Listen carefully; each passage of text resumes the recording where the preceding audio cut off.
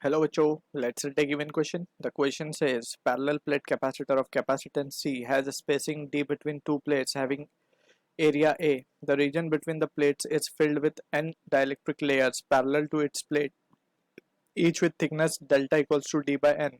The dielectric constant of the mth layer is Km equals to K 1 plus M by N. For very large N, that is greater than 10 raised to 3, the capacitance C is alpha K epsilon naught A upon uh, d ln of 2, the value of alpha will be. So इस question का जो की concept we need to understand is the concept of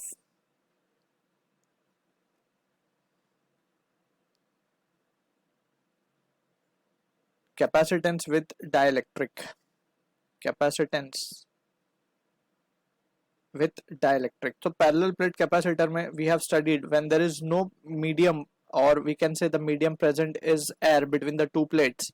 So हम इसका capacitance value क्या लिखते हैं? C is equals to A epsilon naught by D, where D is the separation between the two plates and A is the area of the plate, right? अगर हम इसमें कोई material fill कर दें तो इसका एप्सिलन कैपेसिटेंस चेंज हो जाता है and it is given by the expression K epsilon naught A by D, where K is the dielectric constant of the medium. जो हम मीडियम डाल रहे हैं बीच में प्लेट के, उसका जो डाइलेक्ट्रिक कांस्टेंट होगा वो वैल्यू यहाँ पे हम मल्टीप्लाई कर देते हैं. सो ये basic understanding we need to have. Apart from this, यहाँ पे हम जब डाइलेक्ट्रिक को अलग अलग प्रोपोर्शन में ऐड करते हैं तो we have the combination of series and parallel capacitance. तो वहां पे हम ये देख सकते हैं कि जब सेपरेशन डिवाइड हो रही हो तो हम जस्ट याद रख सकते हैं कि सेपरेशन डिवाइड में सीरीज में आ जाती हैं सारी कैपेसिटेंस. जैसे हम अभी जो केस हमारा है वो डिस्कस करेंगे. हमें दो प्लेट्स गिवन है, इन दोनों प्लेट्स के बीच का जो डिस्टेंस है वो डी गिवन है, राइट. और हमें बोला गया है कि हमने उनको इस तरीके से डाइलेक्ट्रिक फिल कर दिया layer by layer, right. Layer by layer n layer तक हमने इसको फिल कर दिया और हर एक की थिकनेस हमें दे दी गई डी बाय एन. हर एक का थिकनेस कितना है? डी बाय एन है. अब यहाँ पे हम देख सकते हैं कि सेपरेशन डिवाइड हो गई है यहाँ पे D by N D by N D by N, right. So separation जब भी डिवाइड होगी तो ये एस एस डी वर्ड हम याद रख सकते हैं, यानी सेपरेशन में जब भी डिवीजन होगा तो सीरीज में होंगी वो. तो यहाँ पे जितने भी कैपेसिटर जो फॉर्म हुए वो सब सीरीज में होंगे. यहाँ से हम वर्ड जो है S S D series separation divide याद रख सकते हैं इस तरीके से, ठीक है. तो यहाँ पे अब हम क्या करते हैं, we will generalise the thing. तो ये तो जस्ट दिखाने के लिए हमने यहाँ पे शो कर दिया इसको.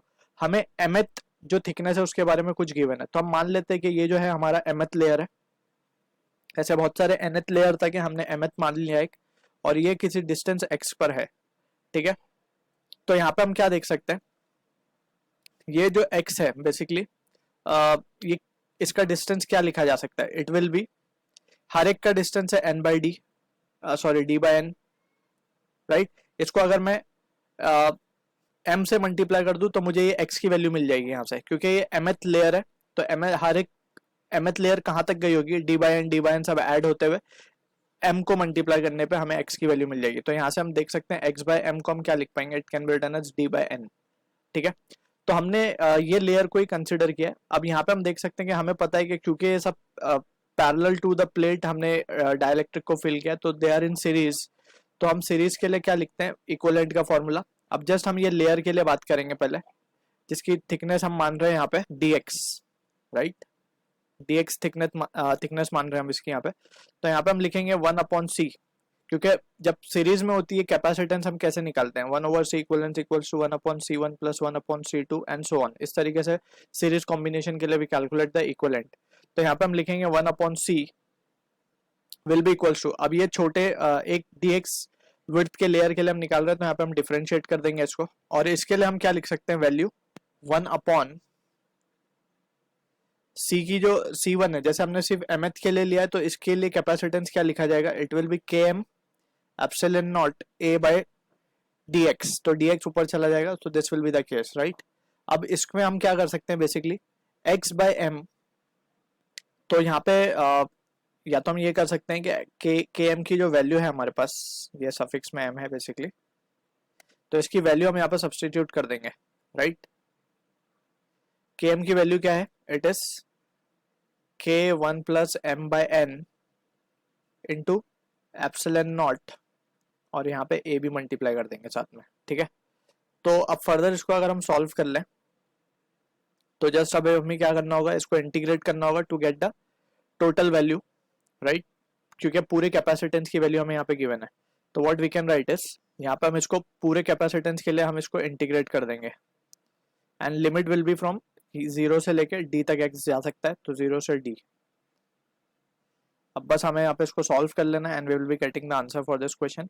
तो यहाँ पे हम लिख सकते हैं 1, इसका तो 1/c इक्वलेंट आ जाएगा, या 1/c बोल देते हैं इसको, that will be equals to, जो वैल्यूज हैं उसको हम देख सकते हैं, जो कांस्टेंट वैल्यूज हैं उनको बाहर ले लेंगे। बिफोर दैट हम क्या करते हैं, पहले हम वैल्यू सब्स्टिट्यूट करते हैं m/n की। m/n की वैल्यू जो होगी वो होगी x/d फ्रॉम इक्वेशन 1 बोल देते हैं इसको। तो एप्सिलॉन नॉट, ये जो कांस्टेंट वैल्यू उसको बाहर ले लेते हैं, 1/a एप्सिलॉन नॉट k, ये तो बाहर आ जाएगा। अब अंदर इंटीग्रेशन के बचेगा 1 tx upon 1 plus x by m/n, जो वैल्यू थी हमारी m/n जो वैल्यू आएगी x/d, राइट। अब इसको जस्ट हमें क्या करना है, इंटीग्रेट करना है। तो we can write therefore 1/c will be equals to 1/a epsilon naught k। Integration करेंगे इसका तो ये मिलेगा हमें, it will be log of 1 plus x/d। Simple हम यहाँ पे इंटीग्रेशन यूज कर रहे हैं, इंटीग्रेशन ऑफ 1/x। 1/x का इंटीग्रेशन होता है log x, राइट। या फिर अगर हम बोले 1 ax प्लस b का इंटीग्रेशन अगर हम करें तो it will be log of ax plus b upon a। तो उसी तरीके से हमने यहाँ पे इसको किया है। सो तो ln of 1 plus x/d upon 1/d and with the limit 0 से d। तो इसको सॉल्व करने पर d ऊपर चला जाएगा and we have a epsilon naught k and that is 1/c।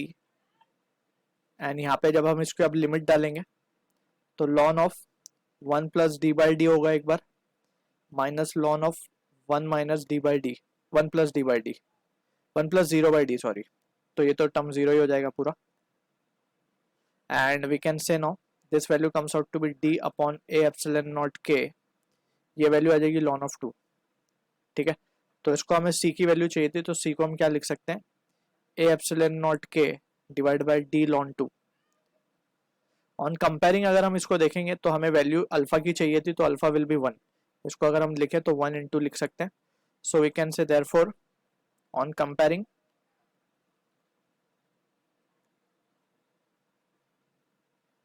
alpha comes out to be 1. So this is the answer for the question. I hope you understood the solution. All the best.